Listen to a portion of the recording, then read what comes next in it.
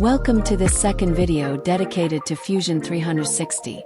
Today we're going to learn how to create sketches. Sketches are essential for modeling your ideas in 3D and are the first step in almost every project. But what is a sketch? A sketch in Fusion 360 is a 2D drawing that serves as a basis for creating 3D objects. It's the first step in modeling, where you draw a two-dimensional profile before giving it volume. Sketches are always created on a plane, whether it's a reference plane, XY, XZ, YZ, or a flat surface of an existing object. To begin, let's open a new project and in the design space, click on Create a Sketch. You must now choose a plane on which to place the sketch. Let's take, for example, the bottom plane here, XY. Once clicked, you are now in sketch editing mode. You can draw various geometric shapes. But let's start simply with a rectangle. Let the software show you the steps. Here it asks you to place the first corner. Choose and click. You can now write the length and width by switching from one to the other with the Tab key. Or click freely where you want the second corner.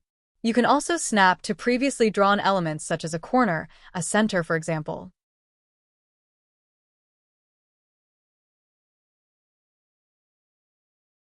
For rectangles, there are 3 types: 2 points, 3 points, or from the center. Don't hesitate to test these to understand how they behave. Once placed, the rectangle displays small diagrams. These are constraints. Constraints can be simply understood by hovering over them, and the explanation appears in the bottom right of the screen. Here, a parallelism constraint, the other parallel, is displayed. A horizontality constraint and a perpendicularity constraint.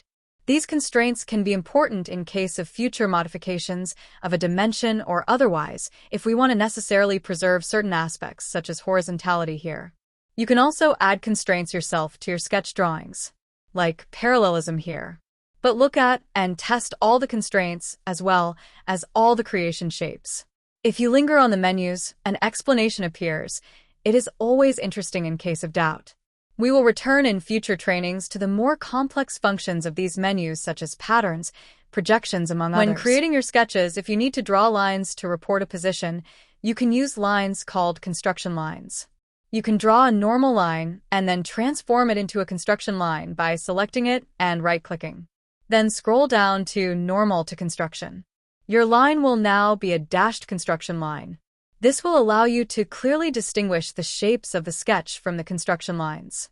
In the taskbar between the shape creation and constraints, you will find a set of tools allowing you to modify sketch drawings. For the use of modification tools, pay attention to the window that will open.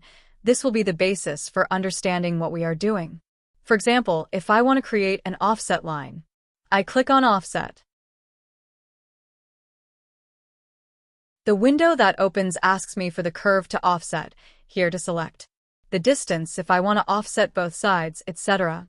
Validate with OK, or with Enter, or cancel with Escape. Once the sketch is drawn, press Finish Sketch in the top right.